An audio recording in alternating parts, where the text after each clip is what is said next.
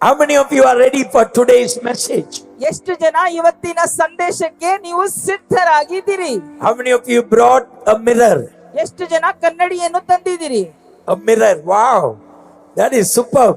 In 1 Samuel chapter 10, verses 20 to 24. ಒಂದು ಸಾಮುವೇಲನಿಗೆ ಬರೆದಿರುವ ಪುಸ್ತಕ 10ನೇ ಅಧ್ಯಾಯ 22ರಿಂದ 24 ವರೆಗೂ 20 to 24. 20ರಿಂದ 24. ಸಮುವೇಲನು ಇಸ್ರಾಯೇಲರ ಎಲ್ಲಾ ಕುಲಗಳನ್ನು ಸಮೀಪಕ್ಕೆ ಕರೆದಾಗ ಬೆನ್ಯಾಮೀನ್ ಕುಲಕ್ಕೆ ಚೀಟು ಬಿದ್ದಿತು.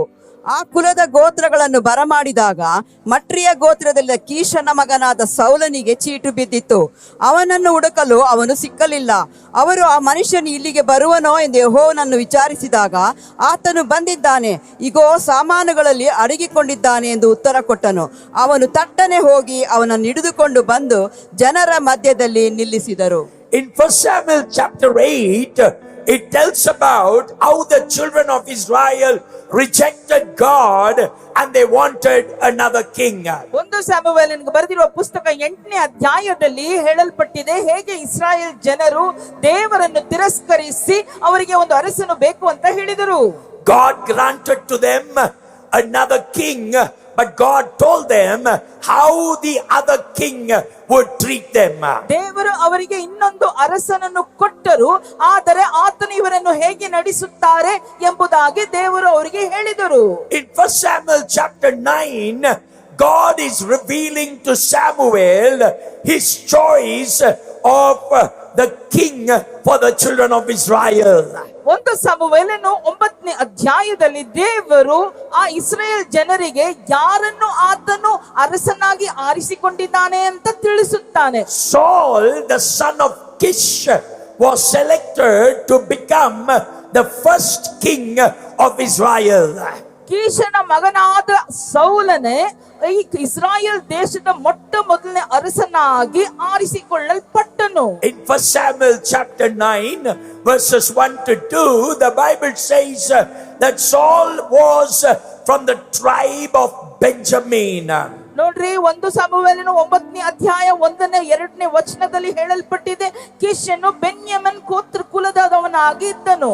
One day Saul was going with his servants to search for his father's donkeys. ಒಂದು ದಿವಸ ಸೌಲನು ಆತನ ಕೆಲಸಗಾರರುಗಳ ಜೊತೆಯಲ್ಲಿ ಆತನ ತಂದೆಯ ಕತ್ತೆಗಳನ್ನು ಹುಡುಕುತ್ತಾ ಹೋಗುತ್ತಿದ್ದನು. But Saul never knew that God was planning something over his life. ಆದ್ರೆ ದೇವರು ಆತನ ಜೀವಿತದಲ್ಲಿ ಏನೋ ಒಂದು ಯೋಜನೆಯನ್ನು ಇಟ್ಟಿದ್ದಾರೆ ಅಂತ ಸೌಲನಿಗೆ ಗೊತ್ತಿರಲಿಲ್ಲ. After searching for the father's donkeys, he tells his servants, let's go back home. ತಂದೆಯ ಕತ್ತೆಗಳನ್ನು ಹುಡುಕಿದ ನಂತರ ಆತನ ಕೆಲಸಗಾರರಿಗೆ ಹೇಳ್ತಾರೆ, ಹಿಂತಿರುಗಿ ಮನೆಗೆ ಹೋಗಿ ಬಿಡೋಣ. But the servants, they said, there is a prophet in town. He will tell you everything that is happening. ಆದ್ರೆ ಕೆಲಸಗಾರರು ಹೇಳಿದರು, ಇಲ್ಲಿ ನಮ್ಮ ಪಟ್ಟಣದಲ್ಲಿ ಒಂದು ಪ್ರವಾದಿ ಬಂದಿದ್ದಾರೆ, ಏನೆಲ್ಲ ನಡೆದಿದೆ ಅದೆಲ್ಲವನ್ನು ಹೇಳುತ್ತಾರೆ. But Saul says, I don't even have a gift to give to the prophet. ಆದ್ರೆ ಸೌಲನು ಹೇಳ್ತಾನೆ, ಪ್ರವಾದಿಗೆ ಕೊಡ್ಲಿಕ್ಕೆ ನನ್ನ ಕೈಯಲ್ಲಿ ಉಡುಗೊರೆ ಸಹ ಇಲ್ಲ. God had already told Samuel the day before that he would meet the man who would become the king and to anoint him according to 1 Samuel chapter 9 verses 15 and 16. ಒಂದು ಸಮುವೇಲನಿಗೆ ಬರೆದಿರುವ ಪುಸ್ತಕ 9ನೇ ಅಧ್ಯಾಯ 15 16 ವಚನದ ಅನುಸಾರವಾಗಿ ದೇವರು ಆಗಲೇ ಮೊನ್ನೆಯ ದಿವಸನೇ ಸಮುವೇಲನಿಗೆ ಹೇಳಿದ್ದರು, ಯಾರನ್ನು ರಾಜನಾಗಿ ಆರಿಸಿಕೊಂಡಿದ್ದಾರೆ ಮತ್ತೆ ಆತನನ್ನು ಅಭಿಷೇಕಿಸಲ್ಪಡಬೇಕು ಅಂತ ಮುಂಚಿತವಾಗಿ ದೇವರು ತಿಳಿಸಿದರು. In 1 Samuel chapter 10 verse 1, when Samuel met Saul, God told him, this is the one, anoint him to become the king.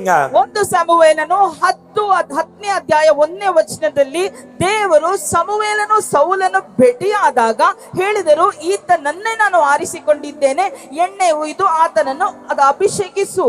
Now that is the time Samuel told Saul where the donkeys were and then sent Saul to Bethel, where he met a group of prophets. ಆ ಸಮಯದಲ್ಲೇ ಸಮುವೇಲನು ಸೌಲನಿಗೆ ಕತ್ತೆ ಎಲ್ಲಿದೆ ಅಂತ ಹೇಳಿ ಮತ್ತೆ ಅಲ್ಲಿ ಒಂದು ಪ್ರವಾದಿಗಳ ಕೂಟದ ಬಳಿಕ ಹೋಗಲಿಕ್ಕೆ ಹೇಳಿದರು. In 1 Samuel chapter 10 verse 11, when Saul was in the midst of the prophets, the Spirit of God fell upon him and he also started to prophesy. ಒಂದು ಸಮುವೇಲನಿಗೆ ಬರೆದಿರುವ ಪುಸ್ತಕ 10ನೇ ಅಧ್ಯಾಯ 11ನೇ ವಚನದಲ್ಲಿ ನಾವು ನೋಡುತ್ತೇವೆ, ಸೌಲನು ಆ ಪ್ರವಾದಿಗಳ ಕೂಟದ ಮಧ್ಯದಲ್ಲಿ ಇದ್ದಾಗ ದೇವರ ಆತ್ಮ ಆತನ ಮೇಲೆ ಇಳಿದು ಬಂದಾಗ ಸೌಲನು ಪ್ರವಾದಿಸಿದನು. According to 1 Samuel 10 verse 16, when Saul went back to his home, he never told his uncle or father what God had done for him. ಒಂದು ಸಮುವೇಲನು 10ನೇ ಅಧ್ಯಾಯ 15 16ರಲ್ಲಿ ನಾವು ನೋಡ್ತೀವಿ, ಸೌಲನು ಆತನ ಮನೆಗೆ ಹಿಂತಿರುಗಿ ಹೋದಾಗ ಆತನ ತಂದೆಯ ಬಳಿಕ ಆತನ ಚಿಕ್ಕಪ್ಪನ ಬಳಿಕ ಏನು ನಡೆದಿತ್ತು ಅದನ್ನ ಹೇಳಲಿಲ್ಲ. And now as Saul knew that God had anointed him through Samuel, but nobody else knew. Only Samuel and Saul knew. ಸೌಲನಿಗೆ ಗೊತ್ತಿತ್ತು ದೇವರು ಸಮುವೇಲನ ಮೂಲಕ ಆತನನ್ನು ತೈಲವು ಹಾಕಿ ಅಭಿಷೇಕಿಸಿದ್ದಾನೆ ಅಂತ, ಆದರೆ ಸಮುವೇಲನು ಸೌಲನ ಬಿಟ್ಟು ಬೇರೆ ಯಾರಿಗೂ ಈ ವಿಷಯ ಗೊತ್ತಿರಲಿಲ್ಲ. According to 1 Samuel chapter 10 verses 20 to 24, ಒಂದನೇ ಸಮುವೇಲನು 10ನೇ ಅಧ್ಯಾಯ 20ರಿಂದ 24ವರೆಗೂ ನೋಡ್ತೇವೆ. Saul is chosen by a Lord as a public recognition. ಸೌಲನು ಎಲ್ಲರ ಮುಂದೆ ಅಂಗೀಕರಿಸಲ್ಪಟ್ಟು ಆಯ್ಕೆ ಮಾಡಲ್ಪಟ್ಟಿದ್ದಾನೆ. Back in chapter 8, the people of Israel demanded for a king. ಒಂದು ಸಮುವೇಲನ 8ನೇ ಅಧ್ಯಾಯದಲ್ಲಿ ನಾವು ನೋಡ್ತೀವಿ, ಇಸ್ರಾಯೇಲ್ ಜನರು ನಮಗೆ ಒಂದು ಅರಸನ್ನು ಕೊಡುವಂತ ಕೋರಿಕೆ ಇಟ್ಟರು. Where did they ask Samuel for a king? ಎಲ್ಲಿ ಅವರು ಸಮುವೇಲನಿಗಾಗಿ ಒಂದು ಅರಸನಾಗಿ ಕೇಳಿದರು. They asked him in the place called Ramah. Rama ಎಂಬುವ ಸ್ಥಳದಲ್ಲಿ ಸಮುವೇಲನ ಬಳಿಕ ಅರಸನ್ನು ಕೊಡುವಂತ ಕೇಳಿದರು. And that time Samuel said, all of you are dismissed from Ramah, you can go back. But now according to 1 Samuel chapter 10 verse 17, Samuel is calling everybody to come to Mizpah to introduce the king they asked for. ರಾಮನಲ್ಲಿ ಜನರು ಎಲ್ಲರೂ ಒಂದು ರಾಜನನ್ನು ನಮಗೆ ಕೊಡುವಂತ ಕೇಳಿದಾಗ ಸಮುವೇಲನು ಎಲ್ಲ ಕೂಟ ಜನರನ್ನು ಕಳಿಸಿಬಿಟ್ಟನು. ಆದರೆ ಒಂದು ಸಮುವೇಲನು 10ನೇ ಅಧ್ಯಾಯ 17ನೇ ವಚನದಲ್ಲಿ ನಾವು ನೋಡ್ತೀವಿ, ಸಮುವೇಲನು ಇಸ್ರಾಯೇಲ್ ಜನರೆಲ್ಲರನ್ನು ಮಿಸ್ಪಾ ಎಂಬುವ ಜಾಗದಲ್ಲಿ ಕರೆದೊಯ್ಯುತ್ತಾನೆ. All the 12 tribes were called to come together for God to choose the right king. ಸರಿಯಾದ ಅರಸನನ್ನು ಆಯ್ಕೆ ಮಾಡುವುದಕ್ಕಾಗಿ ಎಲ್ಲ 12 ಕುಲಗಳನ್ನು ಅಲ್ಲಿ ಕರೆಯಲ್ಪಟ್ಟದು. Out of thousands and thousands of people, Saul was selected to become the king. ಸಾವಿರಾರು ಮಂದಿ ಮಧ್ಯದಲ್ಲಿ ಸೌಲೊಬ್ಬನೇ ಅರಸನಾಗ್ಲಿಕ್ಕೆ ಆಯ್ಕೆ ಮಾಡಲ್ಪಟ್ಟನು. Now Saul is selected. ಈಗ ಸೌಲನು ಆಯ್ಕೆ ಮಾಡಲ್ಪಟ್ಟಿದೆ. Turn to your neighbor and ask, where is Saul? ಈಗ ಕೇಳಿರಿ, ಸೌಲನು ಎಲ್ಲಿ? Where is Saul? ಸೌಲು ಎಲ್ಲಿ? Saul is already selected. ಈಗ ಸೌಲನು ಈಗಾಗಲೇ ಆಯ್ಕೆ ಮಾಡಲ್ಪಟ್ಟಿದೆ. I want you to read 1 Samuel chapter 10 verses 21 to 22. ಒಂದು ಸಮುವೇಲನ 10ನೇ ಅಧ್ಯಾಯ 21 22 ಓದಿಕೊಳ್ಳೋಣ. Yes. Then he brought forward the tribe of Benjamin, clan by clan, and Matri's clan was taken. Finally, Saul son of Kish was taken. But when they looked for him, he was not to be found. So they inquired further of the Lord, has the man come here yet? And the Lord said, yes, he has hidden himself among the supplies. In the midst of the baggage, he was hiding. ನೋಡ್ರಿ, ಸೌಲನು ಸಾಮಾನುಗಳ ಮಧ್ಯದಲ್ಲಿ ಅಡಗಿಕೊಂಡಿದ್ದ. My question to you is, ನಿಮ್ಮನ್ನು ನೋಡಿ ನಾನು ಕೇಳುವ ಪ್ರಶ್ನೆ ಯಾವುದಂದ್ರೆ, did he not know that God already had anointed him to become the king? ಆತನು ಅರಸನಾಗಬೇಕು ಎಂಬುದಾಗಿ ದೇವರು ಈಗಾಗಲೇ ಆತನನ್ನು ಅಭಿಷೇಕಿಸಿದ್ದಾನೆ ಅಂತ ಸೌಲನಿಗೆ ಗೊತ್ತಿರಲಿಲ್ವಾ? Did Saul know or not? ಸೌಲನಿಗೆ ಗೊತ್ತಿತ್ತ Saul ಗೊತ್ತಿರಲಿಲ್ವಾ? knew. ಸೌಲನಿಗೆ ಗೊತ್ತಿತ್ತು. Because Samuel anointed him to be the king. ಯಾಕಂದ್ರೆ ಸಮುವೇಲನು ತೈಲವನ್ನು ಇದು ಆತನನ್ನು ಅಭಿಷೇಕ But in ಮಾಡಿದ್ದಾನೆ. spite of knowing that he is anointed to become the king, when the Lord fell on him, Saul is hiding somewhere. Everybody is searching for him. ದೇವರು ಆತನನ್ನು ಆರಿಸಿಕೊಂಡು ಅಭಿಷೇಕಿಸಿದ್ದಾನೆ ಅಂತ ಗೊತ್ತಿದ್ರೂ ಸಹ ಸೌಲನು ಆ ಚೀಟಿ ಅವನ ಮೇಲೆ ಬಿದ್ದಾಗ ಅವನು ಹೋಗಿ ಎಲ್ಲೋ ಸಾಮಾನು ಹಿಂದೆ ಬಚ್ಚಿಟ್ಟುಕೊಂಡಿದ್ದಾನೆ. After anointing Saul privately, Samuel had to have Saul dragged from hiding. ಆಮೇಲೆ ನೋಡ್ರಿ, ಅಭಿಷೇಕ ಮಾಡಿದ ನಂತರ ಸಮುವೇಲನು ಹೋಗಿ ಆತನನ್ನು ಒಬ್ಬಂಟಿಯಾಗಿ ಹೋಗಿ ಆತನ ಅಲ್ಲಿಂದ ಎಳ್ಕೊಂಡ್ ಬರ್ಬೇಕಾಗಿತ್ತು. Everybody understand this? ಎಲ್ರೂ ಚೆನ್ನಾಗಿ ಅರ್ಥ ಮಾಡಿಕೊಳ್ಳಿ. He's already anointed to be a king. ಈಗಾಗಲೇ ರಾಜನಾಗ್ಲಿಕ್ಕೆ ಆತನ ಅಭಿಷೇಕಿಸಲ್ಪಟ್ಟಿದ್ದಾನೆ. But somebody had to go and drag him and bring him to be the king and introduce him before the people in Mizpah. ಆದ್ರೆ ಯಾರೋ ಒಬ್ರು ಹೋಗಿ ಆತನನ್ನು ಬಲವಂತವಾಗಿ ಎಳ್ಕೊಂಡ್ ಬಂದು ಈ ಮಿಸ್ಪಾನಲ್ಲಿ ಎಲ್ಲ ಇಸ್ರೇಲ್ ಜನರ ಮುಂದೆ ಆತನನ್ನು ಅವರಿಗೆ ಎಲ್ಲರಿಗೂ ಪರಿಚಯ ಮಾಡಿಕೊಡ್ಬೇಕಾಯ್ತು. Now we all will be able to relate to Saul right now. ಈಗ ನಮ್ಗೆ ಎಲ್ರಿಗೂ ಸೌಲ್ ತರ ನಾವು ಇದೀವಿ ಅಂತ ನಮ್ಗೆ ಅನ್ಸುತ್ತೆ. God has anointed you. ದೇವರು ನಮ್ಮನ್ನ ಅಭಿಷೇಕಿಸಿದ್ದಾನೆ. God has separated you. ದೇವರು ನಮ್ಮನ್ನ ಬೇರ್ಪಡಿಸಿದ್ದಾನೆ. God has given you the Holy Spirit. ದೇವರು ನಮಗೆ ಪರಿಶುದ್ಧ ಆತ್ಮವನ್ನು ಕೊಟ್ಟಿದ್ದಾನೆ. God wants to use you. ದೇವರು ನಿಮ್ಮನ್ನು ಉಪಯೋಗಿಸಬೇಕಂತಿದ್ದಾನೆ. But all of us are hiding behind the baggage. ಆದ್ರೆ ನಾವೆಲ್ಲರೂ ಆ ಸಾಮಾನುಗಳ ಹಿಂದೆ ಅಡಗಿಕೊಂಡಿದ್ದೇವೆ. The word baggage means ಸಾಮಾನು ಅಂತ ಇರುವ ಪದಕ್ಕೆ ಅರ್ಥ junk ಎಲ್ಲ ಕಸಕಟ್ಟಿಗಳು, and the things from the past. ನಮ್ಮ ಕಳೆದ ಕಾಲದಿಂದ ಬಂದಿರುವ ಸಾಮಾನುಗಳು. We bring the things from the past to the present and we hide. ನೋಡ್ರಿ, ಕಳೆದು You can ಹೋಗಿ take a picture of that. Somebody read that. This word baggage has come to mean junk and stuff from our past that we are bringing into our present. Our past stuff we are bringing to the present and we are hiding there. ನೋಡ್ರಿ, ನಮ್ಮ ಹಿಂದಿನ ಕಾಲದ ಕಳೆದು ಹೋಗಿರುವ ಕಾರ್ಯಗಳನ್ನೆಲ್ಲ ನಮ್ಮ ಜೊತೆ ತೆಗೆದುಕೊಂಡು ಬಂದು ನಾವು ವರ್ತಮಾನ ಕಾಲದಲ್ಲಿ ಇಟ್ಟುಕೊಂಡು ನಾವು ಬಚ್ಚಿಟ್ಕೊಂಡಿದ್ದೀವಿ ಅಲ್ಲಿ. Now the King James version says he's hiding behind stuff. ನೋಡ್ರಿ, ಕಿಂಗ್ ಜೇಮ್ಸ್ ವರ್ಷನ್ ನಲ್ಲಿ ನಾವು ನೋಡ್ತೇವೆ ಆ ಒಂದು ಇದರಲ್ಲಿ ಆತನು ಸಾಮಾನು ಹಿಂದೆ ಅಡಗಿಕೊಂಡಿದ್ದಾನೆ ಅಂತ. Things that have happened in our past. ನಮ್ಮ ಜೀವಿತದಲ್ಲಿ ಹಿಂದೆ ನಡೆದಿರುವ ಕಾರ್ಯಗಳು ಅಂತ ಹೇಳಲ್ಪಟ್ಟಿದೆ. Where we have come from. ನಾವು ಎಲ್ಲಿಂದ ಬಂದಿದ್ದೀವೋ, Things people did to us. ಜನರು ನಮ್ಗೆ ಮಾಡಿರುವ ಕಾರ್ಯಗಳು, Things we have done to ourselves. ನಾವೇ ನಮಗೆ ಮಾಡಿಕೊಂಡಿರುವ ಕಾರ್ಯಗಳು, Experiences. ನಮ್ಮ ಅನುಭವಗಳು, Circumstances. ನಮ್ಮ ಸನ್ನಿವೇಶಗಳು. People have offended you. ಜನರು ನಮಗೆ ಬೇಸರ ಮಾಡಿ ಗಾಯ ಮಾಡಿದ್ದಾರೆ. Bad conversations. ನಾವು ಮಾಡಿರುವ ಕೆಟ್ಟ ಒಂದು ಸಂಭಾಷಣೆಗಳು, Rejected. ತಿರಸ್ಕರಿಸಲ್ಪಟ್ಟಿರುವುದು, Abuses. ಯಾರೆಲ್ಲ ನಮ್ಮನ್ನು ಕೆಟ್ಟದಾಗಿ ಉಪಯೋಗಿಸಿದ್ದಾರೆ, Bruises. ನಮ್ಮಲ್ಲಿ ಗಾಯ ಮಾಡಿದ್ದಾರೆ. We bring all that ಅದೆಲ್ಲವನ್ನು ನಾವು ತೆಗೆದುಕೊಂಡು ಬರುತ್ತೇವೆ. and we are hiding. ನಾವು ಅಡಗಿಕೊಂಡಿದ್ದೇವೆ ಅದ್ರ ಹಿಂದೆ. You bring the past ನಾವು ಹಿಂದೆ ನಡೆದಿರುವ ಕಾರ್ಯಗಳನ್ನು and you are hiding ಅದರ ಹಿಂದೆ ನಾವು ಬಚ್ಚಿಟ್ಕೊಂಡು and you are spoiling your future. ನಮ್ಮ ಬರುವ ಭವಿಷ್ಯ ಕಾಲವನ್ನು ನಾವು ಇದರಿಂದ ಎಲ್ಲ ನಾಶ ಮಾಡ್ಕೋತಾ ಇದ್ದೇವೆ. That is called the baggage. ಅದನ್ನೇ ನಾವು ಹೇಳ್ತೇವೆ ಬ್ಯಾಗೇಜ್, ಗಂಟು ಮುಟ್ಟೆ ಸಾಮಾನುಗಳು. We hide because of them. ನಾವು ಅದರ ಕಾರಣದಿಂದ ನಾವು ಅಡಗಿಕೊಳ್ಳುತ್ತೇವೆ. We hide behind them. ನಾವು ಅದರ ಹಿಂದೆ ಅಡಗಿಕೊಳ್ಳುತ್ತೇವೆ. We hide among them. ನಾವು ಅದರ ಮಧ್ಯದಲ್ಲಿ ಅಡಗಿಕೊಳ್ಳುತ್ತೇವೆ.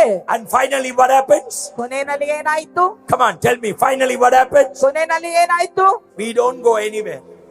ಎಲ್ಲಿಗೂ ಹೋಗುವುದಿಲ್ಲ ನಾವು. Somebody hurt me. ಯಾರೋ ನನಗೆ ಬೇಸರ ಮಾಡಿದ್ರು, Now I don't want to come to church. ಈಗ ನಾನು ಸಭೆಗೆ ಬರುವುದಿಲ್ಲ. Somebody bruised me. ಯಾರೋ ನನಗೆ ಗಾಯ ಮಾಡಿದ್ರು, But God has anointed you. ಆದ್ರೆ ದೇವರು ನಿಮ್ಮನ್ನು ಅಭಿಷೇಕಿಸಿದ್ದಾರೆ. No, Pastor.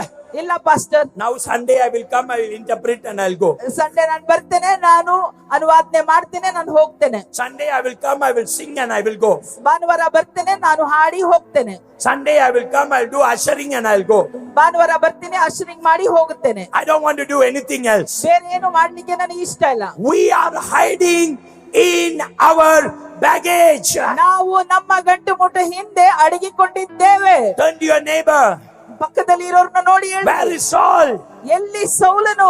Where is Saul? ಸೌಲನು ಎಲ್ಲಿ? Ask your neighbor, where is Saul? ಪಕ್ಕದಲ್ಲಿ ಇರೋರ್ನ ನೋಡಿ ಕೇಳ್ರಿ, ಎಲ್ಲಿ Saul ಸೌಲನು? is anointed. ಸೌಲನು Saul is ಅಭಿಷೇಕಿಸಲ್ಪಟ್ಟಿದ್ದಾನೆ. supposed to be the king introduced in Mizpah. ಈ ಮಿಸ್ಪಾನಲ್ಲಿ ಪರಿಚಯ ಮಾಡಿಲ್ಪಟ್ಟಿರುವ ಅರಸನಾಗಿ ಇರಬೇಕಾಗಿರುವ ಸೌಲನು. Everybody read this. ಎಲ್ಲರೂ ಇದನ್ನು ಓದಿಕೊಳ್ಳಿರಿ. But where was Saul? Where was Saul? Tell us that the people searched for Saul and could not find him. They asked the Lord, and the Lord said them that Saul was hiding among the baggage. Who said he was hiding behind the baggage? ಯಾರು ಹೇಳಿದ್ರು ಸೌಲನ್ನು ಆ ಸಾಮಾನು ಹಿಂದೆ ಅಡಗಿದ್ದನ್ನು ಅಂತ? Come on, tell me. The Lord said. Who said? The Lord said. God said. ದೇವರು ಹೇಳಿದರು. ಯಾರು ಹೇಳಿದ್ದಾರೆ? ದೇವರು ಯಾರು ಹೇಳಿದ್ದಾರೆ? ದೇವರು ದೇವರು ಹೇಳಿದ್ದಾರೆ. ಎಲ್ಲಿ ಸಾಲ್? The Lord said, where is Saul? ಎಲ್ಲಾರು ನೋಡ್ತಾರೆ, ಎಲ್ಲಿ ಸಾಲ್? Everybody is looking for him. Where is Saul? Where is Saul? Where is Saul? Nobody knew. ಯಾರಿಗೂ ಗೊತ್ತಿರಲಿಲ್ಲ. Where is Muniraj? ಮುನಿರಾಜ್ ಅವರು ಎಲ್ಲಿ? Where is Yeshudas? ಯೇಸುದಾಸ್ ಅವರು ಎಲ್ಲಿ? Where is Joshua? ಜೋಶುವಾ ಎಲ್ಲಿ? Where is Thomas George? Thomas George ಎಲ್ಲಿ? Where is Pratap? Pratap ಅವರು ಎಲ್ಲಿ? Nobody knew. ಯಾರಿಗೂ ಗೊತ್ತಿರಲಿಲ್ಲ. Wherever you hide, God knows. ನೀವು ಎಲ್ಲಿ ಬಚ್ಚಿಟ್ಕೊಂಡ್ರು ದೇವರಿಗೆ ಚೆನ್ನಾಗಿ ಗೊತ್ತಿದೆ. Somebody clap and praise him. ಯಾರಾದ್ರೂ ಕರಗಳನ್ನು ತಟ್ಟುತ್ತಾ ಆತನನ್ನು Oh, ಸ್ತುತಿಸಿರಿ. pastor, ಇಲ್ಲ pastor, I don't want to come to church anymore. ನಾನು ಸಭೆಗೆ ಇನ್ನು ಬರುವುದಿಲ್ಲ. I'm worried. I am worried. ನಾನು ಬಹಳ ಚಿಂತೆಯಿಂದ I ಇದ್ದೇನೆ. have bad experience. ನನಗೆ ಬಹಳ ಕೆಟ್ಟ ಅನುಭವ. I have major offenses. ಬಹಳ ಬೇಸರ ಆಗಿದೆ. Oh, I have been rejected. ನನ್ನನ್ನು ತಿರಸ್ಕರಿಸಿದ್ದಾರೆ. My dear friend, ನನ್ನ ಸ್ನೇಹಿತರೆ, how much ever you are hurt, ನೀವು ಎಷ್ಟು ಬೇಸರಗೊಂಡರು you cannot stop the anointing that is inside of your life.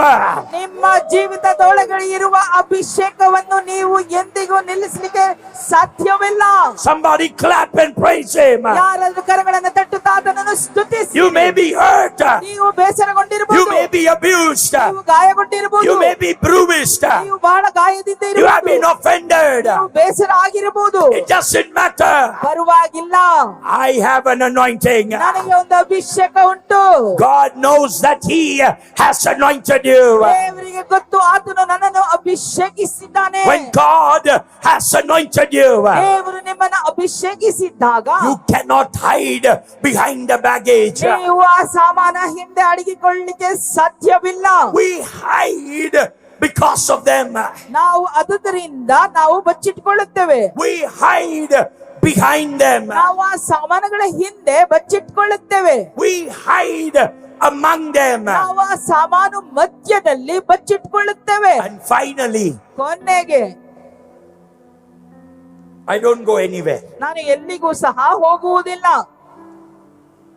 Whenever you go through such situations, ಯಾವಾಗೆಲ್ಲ ನೀವು ಇಂಥ ಒಂದು ಪರಿಸ್ಥಿತಿಯನ್ನು ಹಾದಿ ಹೋಗ್ತಿರೋ remember, ನೆನಪಲ್ಲಿ ಇಟ್ಟುಕೊಳ್ಳಿರಿ, man did not call you. ಮನುಷ್ಯನು ನಿನ್ನನ್ನು ಕರೆ ಮಾಡಿಲ್ಲ. God has called you. ದೇವರು ನಿನ್ನನ್ನು ಕರೆದಿದ್ದಾರೆ. God has anointed you. ದೇವರು ನಿನ್ನನ್ನು ಅಭಿಷೇಕಿಸಿದ್ದಾರೆ. God has set you free. ದೇವರು ನಿನ್ನನ್ನು ವಿಮೋಚಿಸಿದ್ದಾರೆ. Remember, ನೆನಪಲ್ಲಿ ಇಟ್ಟುಕೊಳ್ಳಿರಿ, God loves to challenge us. ದೇವರು ನಮಗೆ ಸವಾಲು ಇಡ್ಲಿಕ್ಕೆ ಇಷ್ಟಪಡುತ್ತಾರೆ. God loves to challenge us. ನಮಗೆ ಸವಾಲು ಇಡ್ಲಿಕ್ಕೆ ದೇವರಿಗೆ ಬಹಳ ಇಷ್ಟ. God calls us out of our comfort zones to do things beyond our imaginations. ನಮ್ಮ ಅನುಕೂಲವಾದ ಪರಿಸ್ಥಿತಿಗಳಿಂದ ದೇವರು ನಮ್ಮನ್ನ ಕರೆ ಮಾಡಿ ನಾವು ನೆನೆಸಿ ಕೂಡ ನೋಡದಂತೆ ಕಾರ್ಯಗಳನ್ನು ಮಾಡುವಂತೆ ಕರೆ ಮಾಡುತ್ತಾನೆ. Turn to your neighbor and say, ಪಕ್ಕದಲ್ಲಿ ಇರೋರನ್ನು ನೋಡಿ ಹೇಳ್ರಿ, God has great things for you. ದೇವರು ನಿಮಗೋಸ್ಕರ ದೊಡ್ಡ ಮಹತ್ವವಾದ Come on, ಕಾರ್ಯಗಳನ್ನು tell your ಇಟ್ಟಿದ್ದಾನೆ. neighbor. ಪಕ್ಕದಲ್ಲಿ ಹೇಳಿರಿ, God has great things for you. ದೇವರು ನಿಮಗೆ ಮಹತ್ವವಾದ ಕಾರ್ಯಗಳನ್ನು ಇಟ್ಟಿದ್ದಾರೆ. Don't allow the enemy to stop you from what God wants to do through your life. ನಿಮ್ಮ ಜೀವಿತದ ಮೂಲಕ ದೇವರು ಏನು ಮಾಡಬೇಕಂತ ಬಯಸುತ್ತಾರೋ ಅದನ್ನು ಶತ್ರು ತಡೆ ಮಾಡಿ ನಿಲ್ಲಿಸುವಂತೆ ನೀವು ಅನುಮತಿ ನೀಡಬೇಡ್ರಿ. Somebody shout a hallelujah. ಯಾರಾದ್ರೂ ಹಲ್ಲೆಲೂಯಾ ಅನ್ನಿ. A louder hallelujah. ಗಟ್ಟಿಯಾಗಿ hallelujah. Oh, God has great plans for you. ದೇವರು ನಿಮಗೆ ನಿಮಗೋಸ್ಕರ ದೊಡ್ಡ ಯೋಜನೆ ಇಟ್ಟಿದ್ದಾನೆ. Don't stop that. ಅದನ್ನು ನಿಲ್ಲಿಸಬೇಡ್ರಿ. I want to tell you, ನಾನು ನಿಮಗೆ ಹೇಳುತ್ತೇನೆ, we become like Saul ನಾವು ಸೌಲನಂತೆ ಆಗಿಬಿಡ್ತೇವೆ. and we hide behind the baggage. ನಾವು ಈ ಸಾಮಾನುಗಳ ಹಿಂದೆ ಅಡಗಿಕೊಳ್ಳುತ್ತೇವೆ. Or ಅಲ್ಲದೆ ಹೋದರೆ we can step out by faith. ನಾವು ವಿಶ್ವಾಸದಿಂದ ಮುಂದೋಡಿ ನಡೆಯಬಹುದು. Turn to your neighbor and say, ಪಕ್ಕದಲ್ಲಿ ಇರೋರ್ನ ನೋಡಿ ಹೇಳ್ರಿ, I'm going to step out by faith. ನಾನು ವಿಶ್ವಾಸದಿಂದ ಮುಂದೆ ಸಾಗಿ ಹೋಗಲಿದ್ದೇನೆ. Turn to your neighbor and say, ಪಕ್ಕದಲ್ಲಿ ಇರೋರ್ನ ನೋಡಿ ಹೇಳ್ರಿ, I'm going to step out by faith. ನಾನು ವಿಶ್ವಾಸದಿಂದ ಮುಂದೊಡೆಗೆ ನಡೀತೇನೆ. I am going to walk by faith in what God has prepared for me in my life. I have not seen, ear hath not heard, neither entered into the hearts of man what God has prepared for me.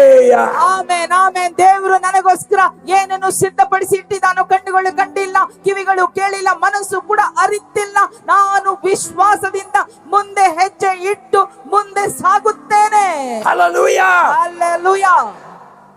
What are you with what you are hiding now? ನೀವು ಯಾವುದರ ಹಿಂದೆ ಬಚ್ಚಿಟ್ಕೊಂಡಿದ್ದೀರೋ ಅದರಲ್ಲಿ ನೀವು ಏನಾಗಿದ್ದೀರಿ? What are you hiding from? ನೀವು ಯಾವುದರಿಂದ ಬಚ್ಚಿಟ್ಕೊಳ್ತಾ ಇದ್ದೀರಿ? Everybody take the mirror out. ಎಲ್ಲರೂ ಕನ್ನಡಿಯನ್ನು ಹೊರಗಡೆ ತೆಗೆಯಿರಿ. Mirror. ಕನ್ನಡಿ. I want you to show the mirror. ಎಲ್ಲರೂ ಕನ್ನಡಿಯನ್ನು ತೋರಿಸಿರಿ. Everybody got your mirror? ಎಲ್ಲರೂ ಕನ್ನಡಿಯನ್ನು ತಂದಿದ್ದೀರಾ? Show your mirror. ನಿಮ್ಮ ಕನ್ನಡಿಯನ್ನು ತೋರಿಸಿ. Now ಈಗ we hide behind the mirror. ಈಗ ನಾವು ಈ ಕನ್ನಡಿ ಹಿಂದೆ ಬಚ್ಚಿಟ್ಕೊಳ್ಳುತ್ತೇವೆ. I want all of you to look at yourself in the mirror. ನಿಮ್ಮನ್ನೇ ನೀವು ಕನ್ನಡಿಯಲ್ಲಿ ಸ್ವಲ್ಪ ನೋಡ್ಕೊಳ್ರಿ. ನಿಮ್ಮನ್ನೇ ನೀವು ಕನ್ನಡಿನಲ್ಲಿ ಸ್ವಲ್ಪ ನೋಡಿಕೊಳ್ಳ್ರಿ. Please look into the mirror. ನೋಡಿದ್ರಾ? Did you see? Now we'll see here. Look at yourself in the mirror. ನಿಮ್ಮನ್ನೇ ನೀವು ಈಗ ಕನ್ನಡಿಯಲ್ಲಿ ನೋಡ್ಕೊಳ್ರಿ. What you can see. ಏನನ್ನು ನೋಡ್ತೀರಾ? Come on, tell me what you see. ಏನನ್ನು ನೋಡ್ತೀರಾ? ಏನನ್ನು ನೋಡ್ತೀರಾ? ನೀವು ಪೌಡರ್ ಹಾಕಿದ ತಕ್ಷಣ ಯಾವುದು ನೋಡ್ತೀರಾ? ನೀವು ಕೋಮ್ ಮಾಡಿದ ತಕ್ಷಣ ಯಾವುದು ನೋಡ್ತೀರಾ? ಕ್ರೀಮ್ ಹಾಕಿದ ತಕ್ಷಣ ಕನ್ನಡಿ. We hide behind our fears. ನಾವು ನಮ್ಮ ಭಯಗಳ ಹಿಂದೆ ಬಚ್ಚಿಟ್ಕೊಳ್ಳುತ್ತೇವೆ. Mirror means what? ಕನ್ನಡಿ ಅಂದ್ರೆ ಏನು? Don't hide behind fears. ನೀವು ನಿಮ್ಮ ಭಯಗಳ ಹಿಂದೆ ಬಚ್ಚಿಟ್ಕೊಳ್ಳಬೇಡಿ.